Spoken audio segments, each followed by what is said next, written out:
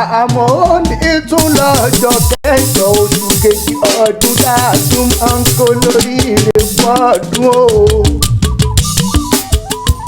Olúwa gbọ́dé ní Elizabeth Lizzy owó mama David owó mọ̀mẹ́rì Olúwa mo wá bẹ́ẹ̀ dúpẹ́ fọlọ́wọ́n ọba.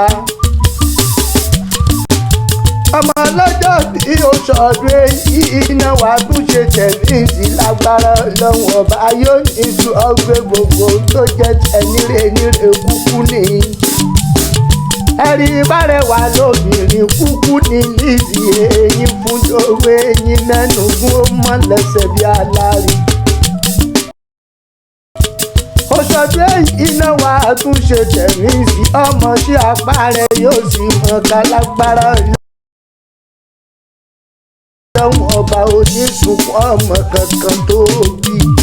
Lizzy orí ìfáwọn ẹ̀dọ̀ kì í dùn pin orí ìfẹ́jà lálẹ́ odò ètòdó èṣòwò. Kọ́mọ́lé nàìjà kòkó kò lárọ̀ tálẹ̀ akígun kíkà bomi akígun ọ̀pẹ kankan yàn. Ayé òṣèré ọmú lágbára lọ́wọ́ ọba happy birthday to you o Àkúrẹ́ ni yóò lóye mẹ́kùn. Amúdálẹ̀ tí mọ́ gbẹ̀nú pani Àkúrẹ́ lómi méjì ẹgbẹ̀jẹ̀jì lálà. Àlàkàn ti fèrè àládòmí ọmọlé bàbá oṣù kìtọ̀ máa Àkúrẹ́ kẹ́mọ́mọ́ lálà. Àlà ẹ̀bẹ̀nà kéye rẹ̀ ọmọ ọlọ́jà méjì dáná lóòjọ́. Bẹ́ẹ̀ bá ná torí tàgójọ́ wọn àmọ́ ẹ̀ná ti mẹ̀ṣẹ̀ àná yè. Ọmọkùnrin Àkúrẹ́ ń tó kókò ọmọ agádà péré ọmọbìnrin Àkúrẹ́ ń tó dógò mòṣìmí ló pẹ́ fún. Ìwọ ọlọ́mọ ọlọ́jọ́ Òṣòdì àná yé ọmọ ọlọ́jọ́ Òṣòdì àná kóru ọmọ ọwọ́ ọmọ ẹkùn tí ń sin torí ọmọ ẹkùn tí fi tìrùtìrù.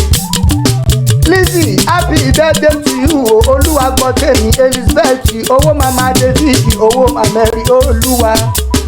Bọ́ ọba jí ire tọ́ bá sùn ire ọdún rẹ̀ ire òsì ẹ̀rẹ́.